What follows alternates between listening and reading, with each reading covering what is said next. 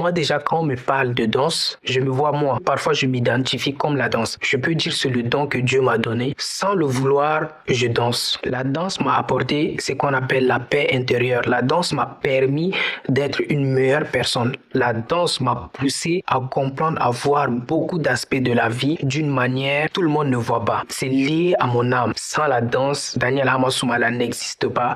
Issa Dark n'existe pas.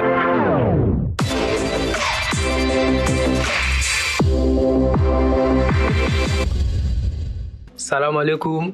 Je vous salue vous tous. Je me présente, moi c'est Noan Sok Daniel Hamasoumala et Issa Dark de mon nom d'artiste. Je suis né dans une famille compliquée et simple. Ma mère, dans sa jeunesse, était danseuse. Mon père est militaire, en politique et tout. Mais à part ça, il est aussi initié. Donc souvent, il y a des danses traditionnelles des guerriers qui se passent à la maison. Donc fasciné par cette beauté de la danse, fasciné par la tradition, la transmission, la culture. Dans ma tête, c'était directement la culture. Waouh, qu'est-ce que c'est magnifique la danse traditionnelle. En ce moment, je me suis dit, moi aussi, je veux danser comme eux. Mais j'avais pas encore l'optique d'être danseur en ce moment. Donc, j'avais commencé à danser à partir de 6 ans et tout. C'était facile pour moi parce que souvent, dans la maison, la famille, on dansait, on faisait des concours de danse. Et comme papa aussi invitait les danseurs à la maison, les danseurs traditionnels et tout. Arrivé un moment, en 2012, je me suis dit, pourquoi ne pas faire de la danse ma carrière professionnelle? C'est là où j'ai commencé à réfléchir sur ça et je me suis dit, ok, je veux le faire, mais je veux danser une danse unique à moi, une danse unique au Tchad, que les autres danseurs pourront aussi danser, mais au nom du Tchad. Je commençais à réfléchir et tout. En 2015, j'ai adhéré à un groupe Sabangali Hip Hop. C'est là où j'ai appris l'acrobatie et tout. Après, j'ai intégré Harlem Junior. C'est les juniors de To My Dance actuellement. Après, j'ai commencé ma carrière solo et je réfléchissais vraiment à un style de danse unique à moi. Et les parcours m'ont permis vraiment de prendre de l'expérience, de comprendre les différentes danses et tout et tout et tout. Et arrivé à un moment, je me suis dit, j'ai trouvé, je veux mélanger de la danse traditionnelle avec, pourquoi pas, les danses urbaines, hip-hop, jazz moderne, new style, old style. Tout ça, je me suis dit, j'ai trouvé ce qu'il me faut maintenant. Comment développer ça? Comment aller en profondeur? Mais je sais que ça serait possible. Maintenant, le plus difficile, c'est de pouvoir tenir et réussir à rendre ça international et vraiment, vraiment faire valoir, promouvoir le Tchad à travers le Hourana. C'est la danse dont j'ai trouvé. La danse Hourana, au début, je l'avais appelée Black Style 12 qui signifie le style noir, on peut dire la danse noire et tout. Mais arrivé un moment, je m'étais dit, Black Style 12, ça fait pas tchadien ça fait américain. Black Style, ça fait yo nigga, tout ça. C'était cool en fait, c'est super cool, tout le monde aimait bien prononcer le Black Style, je danse du Black Style. Moi je veux pas quelque chose de cool, je veux pas ça, je veux quelque chose d'original, quelque chose qui parle de nos traditions, de nos cultures. Je me suis dit ok, moi je suis Massa de père, pourquoi ne pas mettre en valeur la langue de chez moi? J'ai dit, bon, je vais demander à mes cousins, tout ça. J'ai fait des recherches. Ils m'ont donné le black en massa, le Hourana.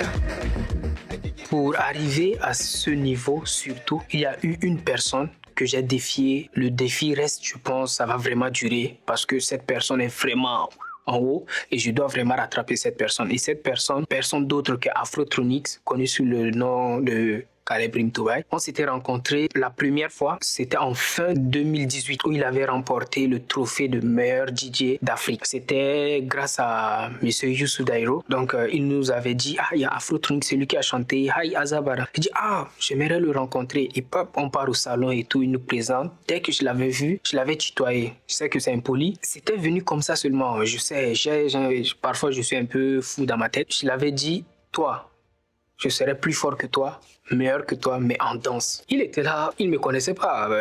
Pour moi, c'est un fan qui est venu se filmer et point barre. Il rigolait et tout. On s'est filmé quelques années plus tard, après notre première rencontre et notre deuxième rencontre lors de l'audition. Afrotronic, c'est moi, on peut pas dire proche, c'est devenu comme un mentor pour moi. Je prenais tout le temps des conseils avec lui. Quand il y a des trucs, il me dit, quand je fais quelque chose qui ne lui plaît pas en tant qu'artiste, il le dit clairement. À travers ça, on a fait des tournées. C'était à Kumra. Aussi, on a fait un scala à Bongor. À Béché, on a fait N'Djamena. Si je ne me trompe pas, parce que c'était dans le programme de Paix au Sahel.